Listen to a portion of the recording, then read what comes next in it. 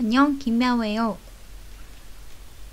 오늘 친구랑 배움에 대한 얘기를 했어요. 근데 이게 굉장히 재밌더라고요. 차이가 있는 것 같아요. 배움에 대해서 그리고 성적에 대해서 접근하는 방식이 굉장히 다른 것 같은데 그게 저는 그 한국과 독일의 교육 방식 차이라고 생각을 했거든요. 우리나라는 대부분 약간 결과 만능주의가 없지 않아 있잖아요. 만약에 그 사람이 어떤 과정을 거쳤든 간에 결과가 좋으면 그 과정에 대해서는 별로 신경 쓰지 않고 그 결과에 대해서 많이 칭찬해 주는 부분들이 분명히 있어요. 그리고 우리나라는 그 어떤 지식을 네가 알고 있는지를 물을 때 그걸 진짜로 알고 있는지를 물어보지 않아요. 수능 같은 경우에도 그게 우리가 해야 되는 거는요.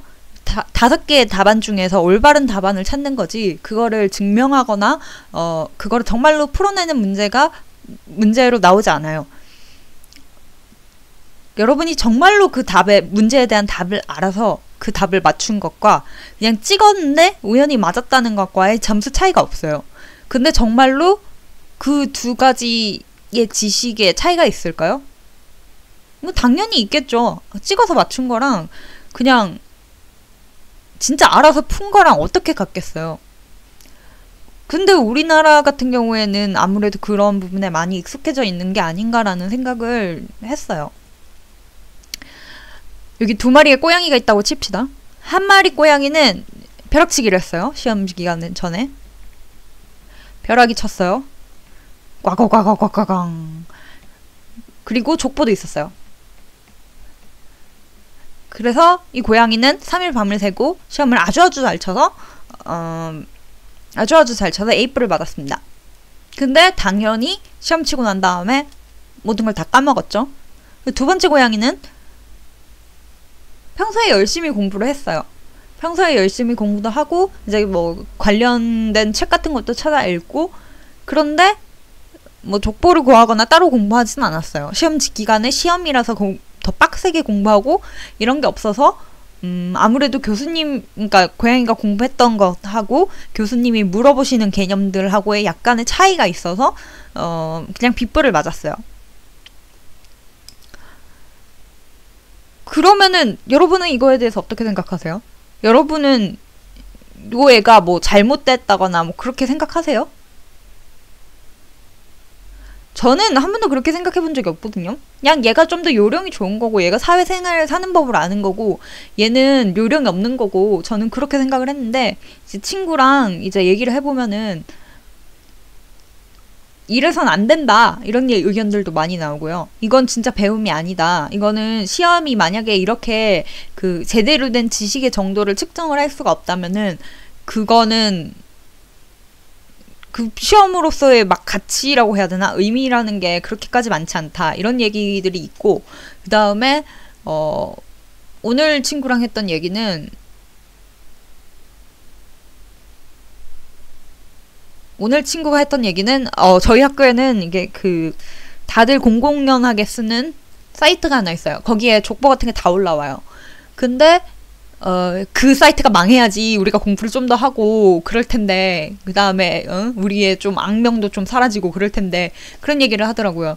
근데 저는 만약에 그런 사이트가 없으면 선후배 간에 이제 족보를 주고받을 거고 그러면 인맥이 그 성적을 좌우할 수 있는 그게 되고 그렇기 때문에 저는 그런 사이트가 아예 공식적으로 존재하는 게 더 낫다고 봤거든요. 근데 그 친구는 이제 그런 식으로 그 족보가 있으면은 거기에 관련된 것만 공부를 할 거고 그래서 그 정말로 진실된 배움이 아니다라고 얘기를 했어요.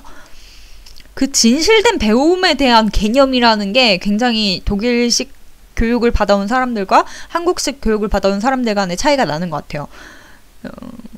그러니까 솔직히 여기 같은 경우에는 뭐 제가 교육을 받아본 적은 그러니까 뭐 초등교육을 여기서 받은 건 아니라서 정확히 어떤 식으로 이루어지는지 제가 정확히 알고 있지는 못하지만 대충 얘기를 들어보면은 이제 초등학교 저학년 같은 경우에는 이제 뭐 그냥 읽기만 알파벳 같은 것도 막 강제로 가르치지 않고요. 읽기 같은 것만 그 굉장히 오랜 시간을 들여서 가르치고 이제 뭐 초등학교 1년 동안 이제 뭐 읽기를 가르쳤다. 그럼 뭐 그걸로 된 거다. 약간 이런 식의 마인드가 있고요. 그다음에 확실히 우리나라보다 뭐 토론이나 이런데 좀 이렇게 거리낌이 없다고 봐야 되나? 뭐랄까 이렇게 사고하고 비판 이런 거에 막 그렇게까지 큰 거부감이 있고 이렇지 않고요. 그래서 그 애들이 보기에는 그 족보를 이용한 게 공평한 게 아닌 거예요. 왜냐하면은 이것도 일종의, 그러니까 교수가 정말 이건 점수를 따기 위해서 하는 거잖아요.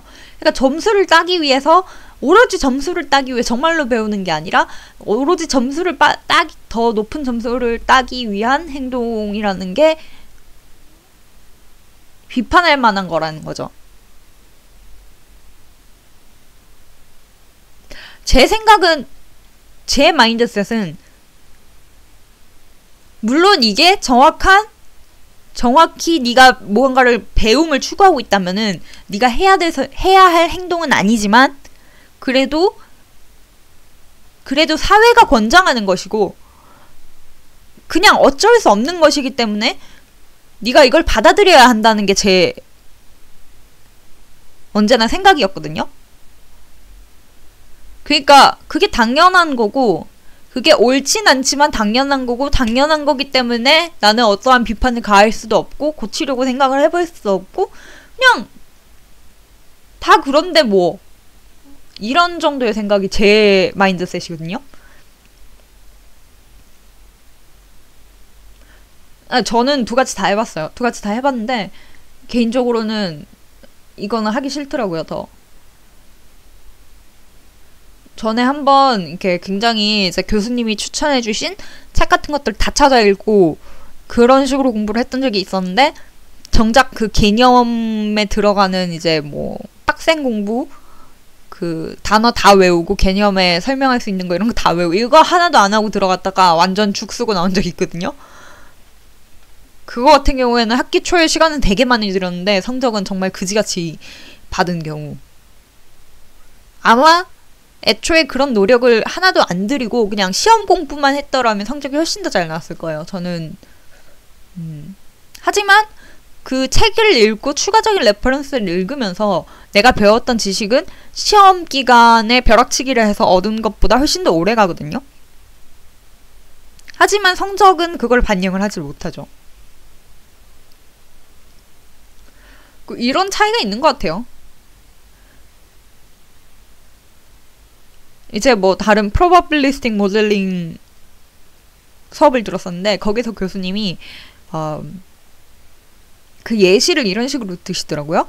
그 정말로 배움을 측정하기 위해서는 네가 이 답을 알고 있는지 모르고 있는지 일단 문제를 하나 내고요. 그 문제에 대한 답을 쓰고 그다음에 이제 척도를 주는 거예요. 네가 이 문제에 대해서 얼마나 확신하고 있는지를 0에서 1까지를 매겨서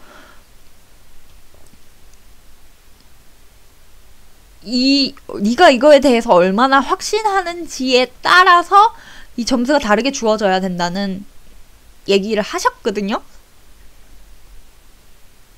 그래서 막 이러고 막 이렇게 막 증명을 막 했어요. 막 증명을 막 하셨습니다. 그래서 증명의 결과가 뭐냐면 최대의 점수를 얻기 위해서는 얘가 솔직하게 답하는 게 제일 맞는 거다. 근데 솔직히 저는 이런 게 말이 된다고 생각해 본 적이 한 번도 없거든요. 왜냐면 시험이라는 거는 저한테 단 한 번도 네가 얼마나 알고 있는지를 측정하기 위한 것이 아니었거든요. 시험이라는 것은 단지 이제 등수를 세우고 이제 네가 너의 미래를 여기에 기반을 해서 결정할 수 있는 것이지, 네가 얼마나 더 좋은 대학에 갈 수 있고 네가 얼마나 더 좋은 삶을 가질 수 있을까에 대한 지표로서 작용을 했을 뿐이지, 저한테 시험이라는 거는 단 한 번도 네가 얼마나 정말로 배우고 이해했는지 그리고 너의 사고가 얼마나 깊어졌는지를 판단하기 위한 척도가 전혀 아니었거든요.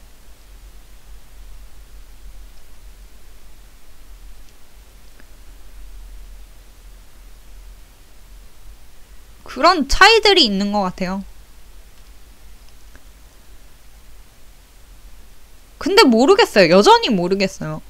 좋은 성적을 받는다는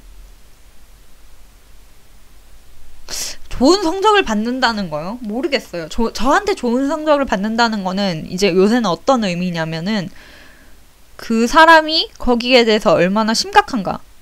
얼마나 이거를 진지하게 받아들이고 있는가. 그냥 이 정도 느낌인 것 같아요. 막 머리가 좋고 나쁘고 이런 것도 아니고 그냥 그거에 대해서 얼마나 심각하게 받아들이고 있고 그건 것 같아요. 제가 옛날에 읽었던 논문 중에 기대가치 이론에 대해서 인간의 동기 시간에 기대가치 이론에 대해서 배웠거든요. 기대가치 이론에서 얘기를 들으면은 이제 어떤 사람의 수행은 기대 곱하기 가치로 나타내질 수 있다라는 이론이에요. 그러니까 기대는 내가 예를 들면 나는 이 과목에서 성적을 A를 받을 거야 라는 기대, 아니면 내가 뭐 장학금을 받을 거야 라는 기대. 가치는 나한테 이게 얼마나 중요한지. 나 장학금을 받으면은 안 받으면은 나는 이번 학기 굶어 죽어. 아니면은 뭐 장학금 뭐 안 받으면 뭐 그냥 뭐 딴 거 하지 뭐 부모님이 장학금 돈 다 내주시겠지 뭐 상관없어. 이런 가치. 그래서 이제 기대 곱하기 가치의 값이 높을수록 그 사람 수행이 좋아진다는 게 기대가치 이론이거든요. 그냥 이건 것 같아요. 그냥 그 사람이 얼마나 그러니까 얼마나 중요한지, 그게 제일 결국 큰 것 같아요. 어쨌든 간에 근데 독일 교육 같은 경우에는 독일은 대학의 랭킹이라는 게 없거든요. 독일 대학은 랭킹이 없고 뭐 어정쩡한 거는 그냥 아비투어, 독일의 수능이라고 칠 수 있는 아비투어가 있는데 아비투어만 보면 들어갈 수 있어요. 성적이 얼마가 나오든 상관없이. 뭐 민hen 이런 데 다 상관없어요. 뭐 수학과 들어가고 싶다 그러면은 전국의 아무 대학에나 그냥 수학과 수능만 쳤으면은 들어갈 수 있어요. 아마도 그럴 거예요. 아마 제한 없는데 어쨌든 지원하면 다 받아줍니다. 이런 세상에서 산 애들이라면